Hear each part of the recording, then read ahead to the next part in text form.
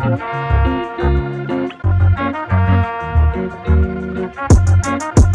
girl, we racing, baby, yeah.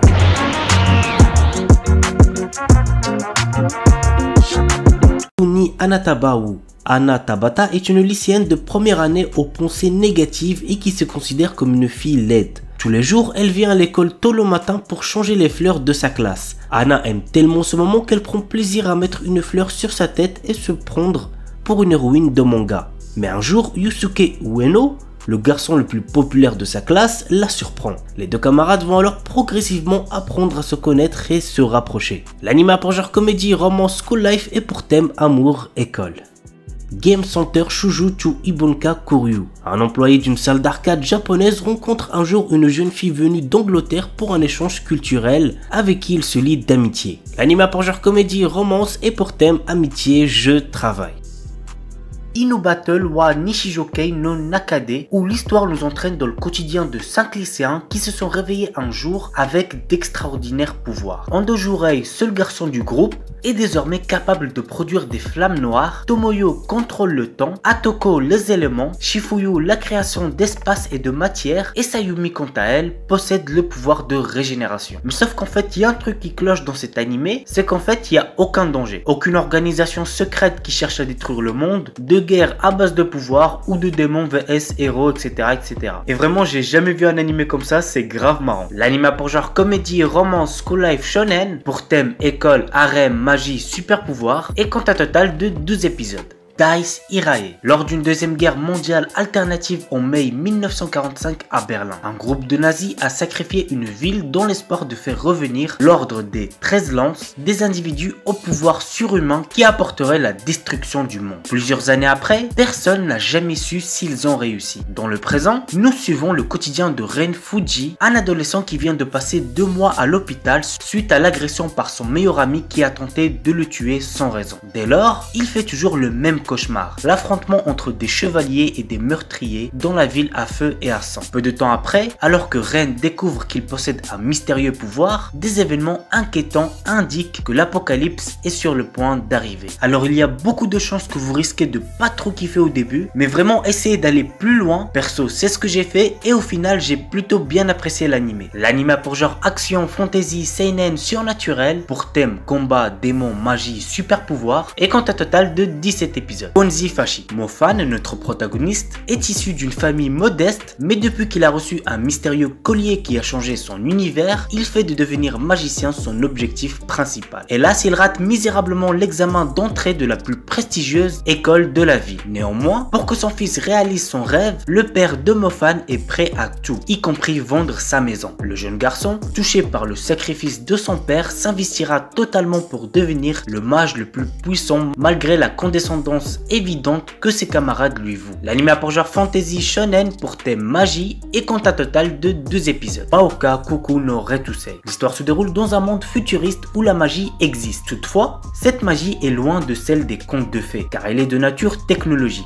Les mages ayant une puissance considérable, leur formation est devenue une priorité pour la plupart des gouvernements qui rivalisent d'ingéniosité pour former le plus de magiciens possible. Tatsuya et Miyuki Shiba sont 2 adolescents fraîchement arrivés au lycée de magie, mais à des niveaux différents. En effet, alors que la cadette Miyuki a brillamment réussi les examens d'entrée, son frère aîné Tatsuya se retrouve dans la classe des Weed, c'est-à-dire la classe des piètres magiciens. Toutefois, il va prouver aux élèves de l'école qu'il ne faut pas se fier aux seuls résultats d'un test pour juger des capacités d'une personne. L'anime a pour genre action, romance, mystère, science-fiction, surnaturel, pour thème arts martiaux, école, futur, magie, super pouvoir, et compte un total de 26 épisodes, mais une saison 2 est prévue pour octobre 2020. Isekai wa Smartphone to Tumuni. Après avoir été tué accidentellement par Dieu, Toya Mochizuki se retrouve projeté dans un monde fantastique. De sa vie antérieure, il n'a gardé que son corps et son smartphone qu'il utilise pour régler des problèmes ou venir en aide aux charmantes filles qu'il croise. Car dans ce monde, Toya est devenu quelqu'un d'important et possède aussi certains pouvoirs. L'anime a pour genre aventure, comédie, fantasy, romance, pour thème autre monde, harem, magie, et compte un total de 12 épisodes. Ida no Aria. Le lycée Butei de Tokyo est une école spéciale spatiale où on y entraîne des détectives armés, également connus sous le nom Bouteille, qui font partie des élèves. Toyama Kinji, notre héros, est un étudiant en première année qui a comme particularité d'avoir un corps spécial. En effet, celui-ci passe en ce qu'on appelle Hysteria Mode quand il est stimulé par une certaine chose. Il le cache aux autres afin de vivre normalement et paisiblement. Mais cela prit fin quand il fut victime d'un attentat à la bombe où il rencontra la lycéenne de la section d'élite de Bouteille, une certaine Aria H. Kanzaki. L'anime a pour genre action, comédie, drame, ichi, romance et pour thème détective, école, fille et pistolet, harem.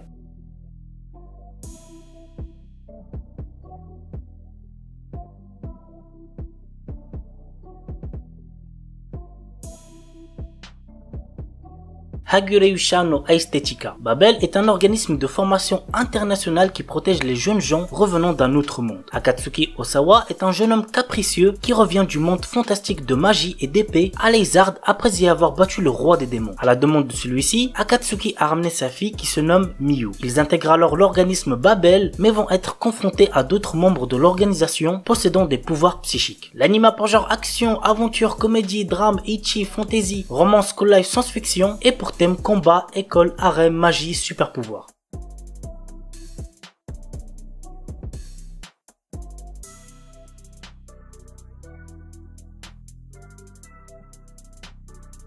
Kimito Boku no Seigu no Senju. La série suit l'histoire d'un sympathique chevalier du royaume des sciences tombé en disgrâce. La guerre faisant rage depuis des siècles, il doit affronter la princesse sorcière des glaces du royaume magique rival. Et contre toute attente, malgré que leurs idéaux divergent, les voilà qui tombent amoureux l'un de l'autre. L'anime a pour genre action, drame, fantasy, romance et pour thème guerre, magie, militaire, politique.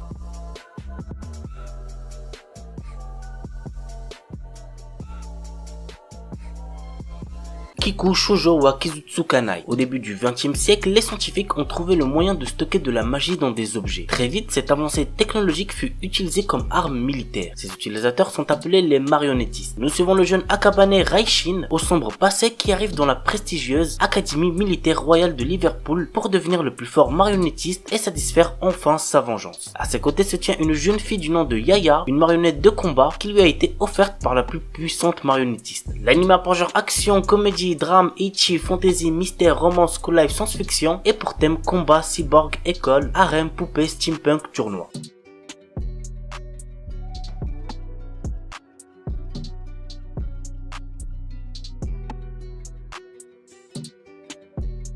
Ore Monogatari. Cet animé, je vous le recommande de fou. C'est drôle, ça rend heureux, bref, c'est un animé de romance à voir absolument. L'histoire nous entraîne dans la vie quotidienne de Guta Takeo, un lycéen avec une morphologie impressionnante, ce qui effraie les gens en général. Toutes les filles dont Takeo tombe amoureux sont en kiff sur son meilleur ami, Suna. Mais la roue lui sourit enfin quand une fille tombe sous son charme. Le début pour notre adolescent particulièrement maladroit de réaliser enfin son rêve le plus cher, sortir avec une fille. L'anime a pour genre romance, comédie, tranche de vie et pour thème amitié, amour, délire, école, quotidien.